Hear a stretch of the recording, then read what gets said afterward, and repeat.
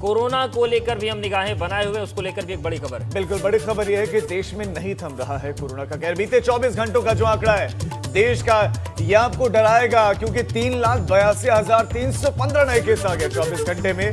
जहां केसेस कम हो रहे थे, राहत की उम्मीद, राहत की किरण दिख रही थी, ऐसा कहा जा रहा था कि शायद अब केसेस डिप होंगे, कम होंगे, लेकिन ऐसा हुआ नहीं। 3,82,315 नए केस आए 24 घंटे में। 3,38,439 संक्रमित ठीक भी हुए हैं, जबकि 3,700 से संक्रमितों की मौत हुई। तो ये जो मौत का आंकड़ा है ये कंसिस्टेंट बना हुआ है, यह ज्यादा मौतें हो रही हैं, मौत का आंकड़ा नहीं घट रहा है। संक्रमितों की संख्या बढ़ती चली जा रही है। अस्पतालों में बेड्स नहीं है, अस्पतालों में ऑक्सीजन, वेंटिलेटर नहीं मिल पा रहे हैं, लेकिन संक्रमितों की तादाद है कि बढ़ती चली जा रही है। और हर एक व्यक्ति सांस की दरकार लिए हुए अस्पतालों की चौखट पर पहुंच रहा है, लेकिन मायूसी हाथ लग रही है। और बीते 24 घंटे के पहले की बात करें तो 3,47,000 के आसपास केस सामने आए थे, लेकिन बहुत बड़ा उछाल हुआ है। और ऐसे में सवाल उठता है कि कोरोना की कहर से आखिर देश कैसे बचेगा। शहर शहर बेबसी है, बदहाली है, मौतें बढ़ रही हैं, किसी को इलाज नहीं मिल रहा और किसी को व्यवस्थाएं नहीं मिल पा रही। इन सब के बीच 24 घंटे में 3,780 लोगों की मौत हुई है, 3,38,439 ठीक हुए हैं, लेकिन 3,82,315 नए केस सामने आए हैं। और व्यवस्थाएं किस रफ्तार से बढ़ रही हैं वो आपको पता है। और शायद इसी का असर जो टैली आपके अगल बगल चल रही स्क्रीन की तीनों तरफ, उस पर भी दिख रहा है कि जो सत्ताधारी दल है उसे वो झेलना पड़ रहा है जिसके बारे में उन्होंने अंदाजा भी नहीं लगाया था। और जो प्रवक्ता हैं उनको बगले झांकने पड़ रहे हैं। तो कोरोना का जो बढ़ता आंकड़ा है ये हर किसी के लिए मुसीबत है। जो जीना चाहता है उसके सांसों के लिए मुसीबत है, जिसे अस्पताल मिल गया उसको दवाओं के लिए मुसीबत है, जो रोजगार कर रहा है उसकी रोजगार के लिए भी मुसीबत है। बहुत सारे लोगों की नौकरियां जा रही हैं, और जो सत्ता में हैं नहीं संभाल पा रहे उनके लिए भी मुसीबत है। तो कोरोना खरगोश की रफ्तार दौड़ रहा है, तो दूसरी तरफ अस्पतालों में जो व्यवस्थाएं हैं वो फिलहाल उसी गति से, यानी कि कछुए की गति से दौड़ रहे हैं। इस बीच में कुछ और खबरें मिली, उन खबरों का रुख करते हैं। मुरादाबाद से भी बड़ी खबर है। एक दिन में 1,319 कोरोना केस मिले और 4 लोगों की मौत हुई है। और मुरादाबाद में हालत तब है जब वहां के सांसद बहुत पहले सीएम को चिट्ठी लिख चुके हैं कि स्थितियां बहुत गड़बड़ हो रही हैं। माफ कीजिएगा, मेरठ के सांसद लिखी थी, लेकिन मुरादाबाद में हालात सही नहीं है। 30,482 संक्रमित और 296 मौत हो चुकी है अब तक। मुरादाबाद में अभी भी 9,590 कोरोना के एक्टिव केस हैं। तो ये मुरादाबाद का हाल है, और मुरादाबाद का आंकड़ा, मुरादाबाद की टैली वो भी दिखा रहे कि वहां पर आलम क्या है, वहां पर हाल क्या है। और केसेस आप देखिए, कोरोना के केसेस क्या है वहां पर। 1,319 केसेस आए सिर्फ मुरादाबाद से, 4 लोगों की मौत हुई है। और मुरादाबाद में अस्पतालों में व्यवस्थाएं आप जानते हैं कि बेड है नहीं, लोग दूसरे जिलों का रुख कर रहे हैं। वहां पर भी बेड मिले ना मिले, किसी को बेड मिल रहा है तो उसको ऑक्सीजन नहीं मिल पा रहे, वेंटिलेटर नहीं मिल पा रहे, कोई तो ऑक्सीजन सिलेंडर के लिए तरस रहा है तो उसको बेड नहीं मिल पा रहा है। तो कुल मिलाकर हर व्यक्ति परेशान, हर व्यक्ति तरस रहा है। और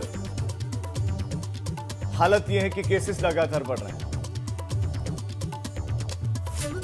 और चलिए पंचायत चुनाव का एक बार फिर शुरू कर लेते हैं। मतगणना का फाइनल स्टेज पर पहुंच गई है और अभी तक के जो आंकड़े आए हैं, बीजेपी 599 सीट, सपा सबसे आगे बढ़त में है पार्टी के तौर पर।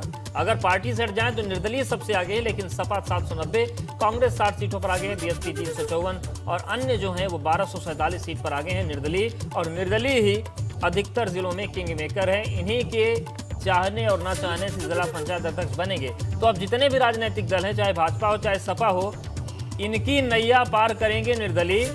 और निर्दलीयों को जो साथ लेगा वही जिला पंचायत अध्यक्ष के चुनाव में अपनी इज्जत बचा पाएगा। जी हाँ, तो ये टैली है, और टैली आप इस वक्त एबीपी गंगा के स्क्रीन पर भी देख रहे हैं। टैली में बदलाव की गुंजाइश थोड़ी कम अब है, क्योंकि अंतिम स्टेज पर, अंतिम चरण में पहुंच गए हैं। और 599 पर बीजेपी जो इस वक्त सत्ता में है, वो 599 पर, ऐसे में जिलाध्यक्ष कितने बना पाएंगे, इसके लिए जोड़ तोड़ की राजनीति शुरू हो गई।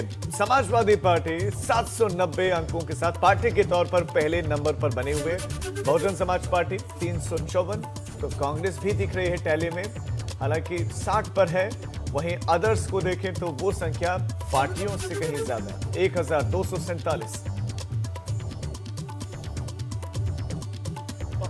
और सोनभद्र की बात कर लेते हैं। सोनभद्र में जिला पंचायत के 31 वार्डों का नतीजा सामने आ गया है। सोनभद्र में 11 सीट पर सपा, 5 पर बीजेपी, 7 पर निर्दलीय, 2 सीट पर बसपा। सोनभद्र में अपना दल ने भी अपनी जगह बनाई है, लेकिन सोनभद्र में जिस तरीके से कांग्रेस ने फोकस किया था, प्रियंका गांधी ने फोकस किया था, उस हिसाब से खाता ही नहीं खुला।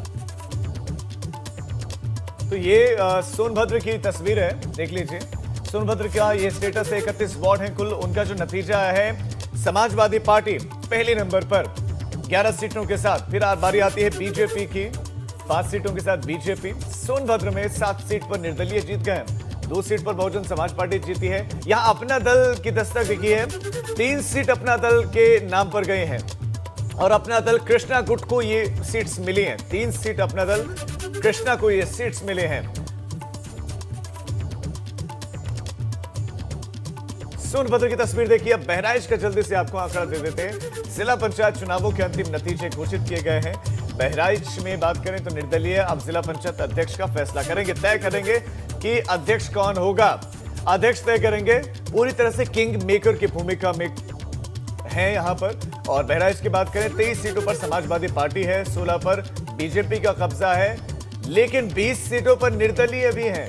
हालांकि सपा सबसे बड़ी पार्टी है, लेकिन यहां पर निर्दलियों के समर्थन की आवश्यकता होगी। तो कुल मिलाकर किंग मेकर की भूमिका में है जो है निर्दलीय। और चलिए जमीनी हालात का जायजा लेते हैं। शैलेश और नितिन हमारे साथ बने हुए हैं और जिस तरीके से टैली शैलेश बन गई है, अब जो अगली लड़ाई है वो इसी बात को लेकर है कि कौन कितने जिला पंचायत अध्यक्ष बनाएगा। और बीजेपी के लिए चुनौती इसलिए ज्यादा है क्योंकि सत्ताधारी दल के ज्यादा बनते रहे और ये चूके तो बड़ी फजीयत हो जाएगी। बिल्कुल निश्चित रूप से अवधेश, एक मैसेज तो इन चुनाव के परिणाम से सबके बीच पहुंच चुका है और दूसरा मैसेज जो अध्यक्ष बनेंगे उससे जाएगा सबके बीच में।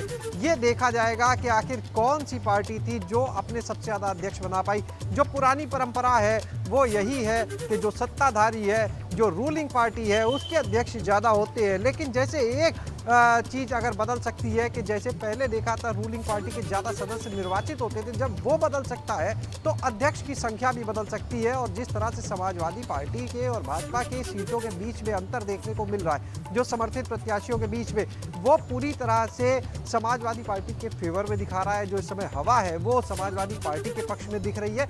लेकिन अब निर्दलीय प्रत्याशी तय करेंगे कि गेंद किसके पाले में जाती है, क्योंकि चाहे भाजपा हो चाहे सपा हो, सभी लगे हुए हैं कि किस तरह से ज्यादा प्रत्याशियों को अपने खेमे में लाया जाए, कैसे अपने अध्यक्ष वहां पर बनाए जाए।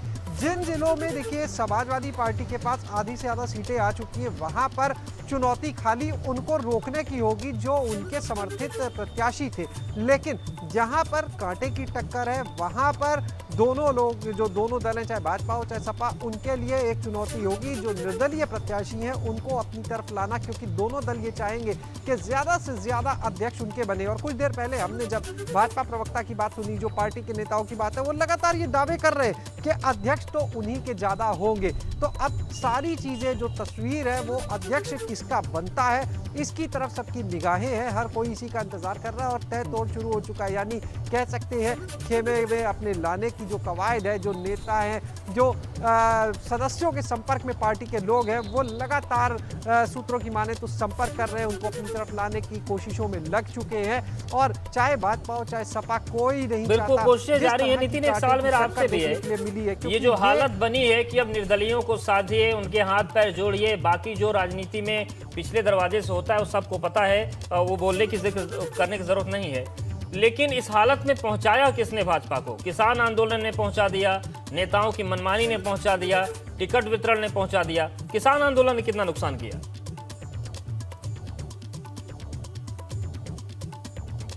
पश्चिमी यूपी के नतीजे सामने आए। शैलेश, नितिन से सवाल था मेरा।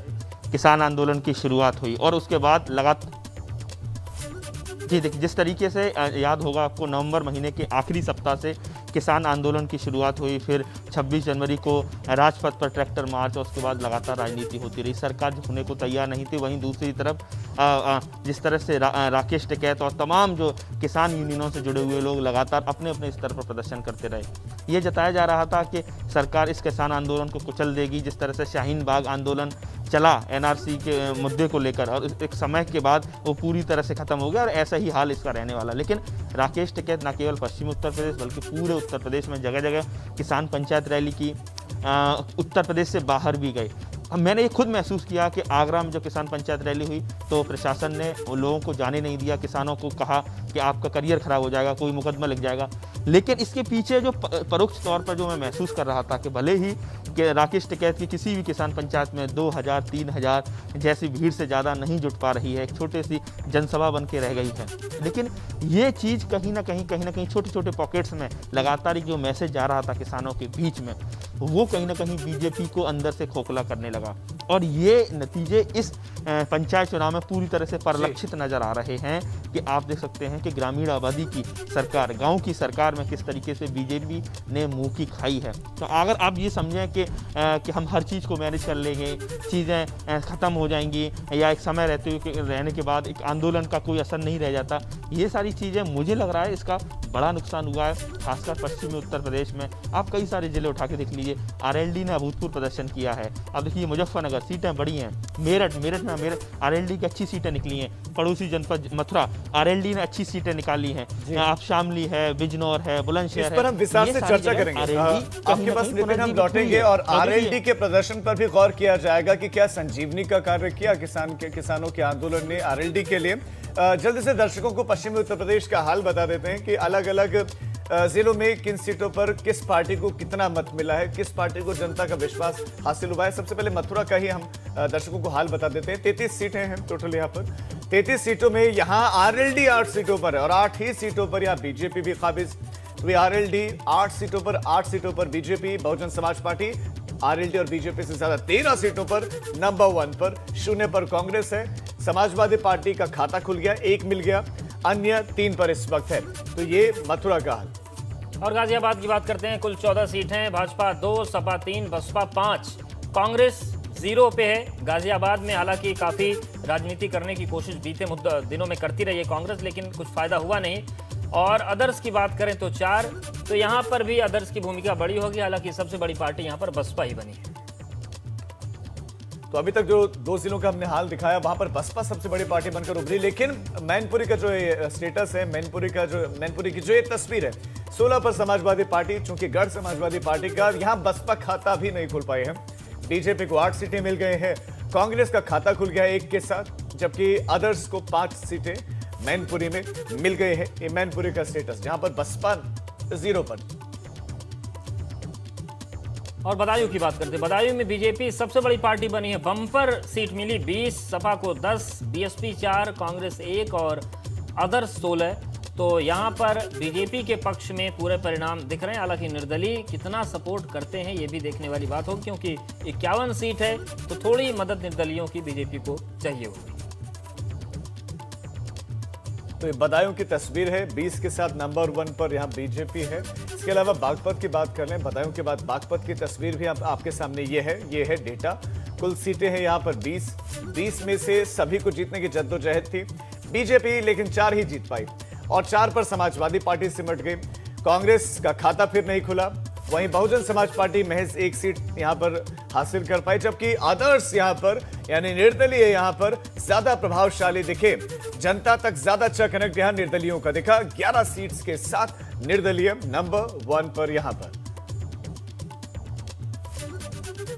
तो देखिए बागपत की तस्वीर है, बीजेपी को 4 सीट मिली, सपा को 4, बीएसपी 1 और कांग्रेस 0 पर रही। अदर्स को 11 सीटें मिली हैं। इसी बीच में एक बड़ी खबर मिल रही है और बड़ी खबर मैनपुरी से मिल रही है। सपा एमएलसी अरविंद यादव के रिपोर्ट, आपको बताते हैं कि रिपोर्ट पर केस दर्ज हुई है। मैनपुरी के करहल थाने में रिपोर्ट दर्ज करवाई गई। इस बीच में एक बड़ी खबर, सपा एमएलसी समेत 20 अज्ञात लोगों के खिलाफ केस दर्ज हुआ है। रिपोर्ट दर्ज हुई है धारा 353, 270, 188, 269, 506 के तहत शिकायत दर्ज हुई। तो आरोप ये भी लग रहे हैं कि टारगेट करके मुकदमे दर्ज किए जा रहे हैं, बदले की भावना से एमएलसी पर कार्रवाई की जा रही है, ये आरोप लगा है। विस्तार से हम जानेंगे कि आखिर मामला क्या है। लेकिन मैनपुरी से बड़ी खबर है, जहां पर सपा एमएलसी अरविंद यादव के खिलाफ रिपोर्ट दर्ज हुई है, उनके सहयोगियों के खिलाफ हुई है। मैनपुरी के करहल थाने में ये मामला दर्ज हुआ है। हालांकि सपा की तरफ से आरोप लगाया जा रहा है कि टारगेट किया जा रहा है समाजवादी पार्टी के लोगों को और इसलिए ये मामला दर्ज हुआ है। तो सपा एमएलसी के साथ साथ कुल 20 अज्ञात के खिलाफ ये केस दर्ज हुआ है, ये मुकदमा लिखा गया है और समाजवादी पार्टी कह रही है कि ये सब हुआ है टारगेट करके ये सब किया जा रहा है।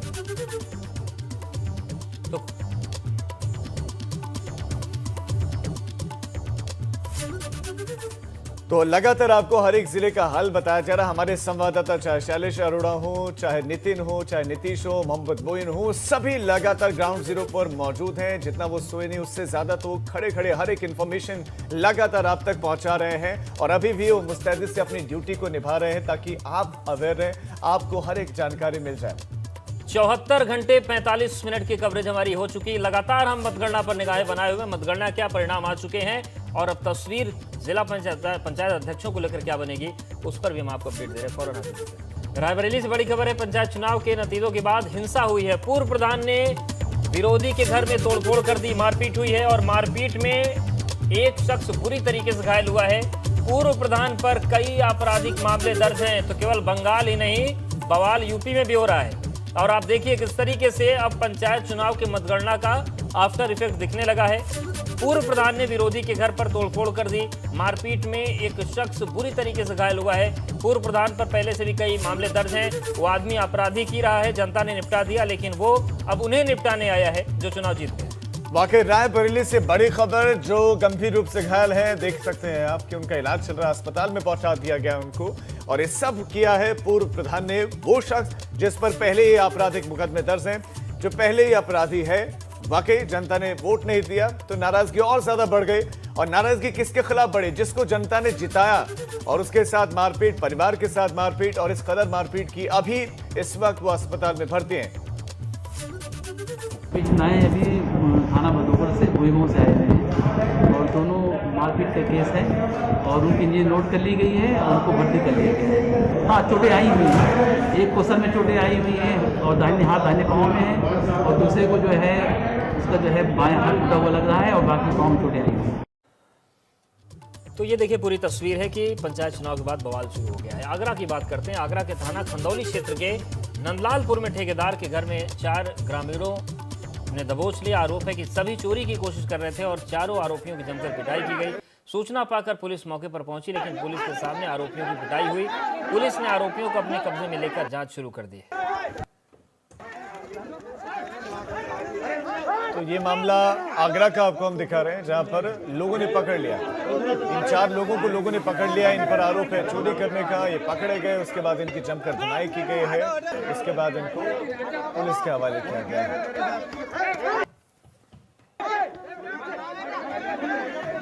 तो ये तस्वीरें हैं, पूरा का पूरा वाकया आपको बता दें कि आगरा के थाना खंदौली इलाके के नंदलालपुर का है, जहां पर ठेकेदार के घर में दरअसल घुसे 4 लोग घुसे, ग्रामीणों ने दबोच लिया, पकड़ लिया, चोरी की कोशिश कर रहे थे, आरोप इन पर है और चारों आरोपियों की जमकर पिटाई की गई। सूचना पर पुलिस पहुंची, पुलिस के सामने ही फिर लोगों ने आरोपियों की पिटाई शुरू कर दी।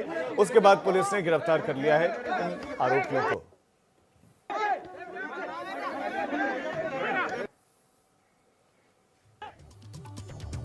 तो एग्जैक्ट 7 मिनट बच रहे हैं और 75 घंटों की हमारी ये कवरेज लगातार जारी है। बिल्कुल, और टीवी इतिहास में कवरेज बहुत होती है, लेकिन कई बार इतिहास बनते हैं और ये इतिहास है। यहाँ पर वक्त एक ब्रेक का है, फौरन लौट रहे हैं।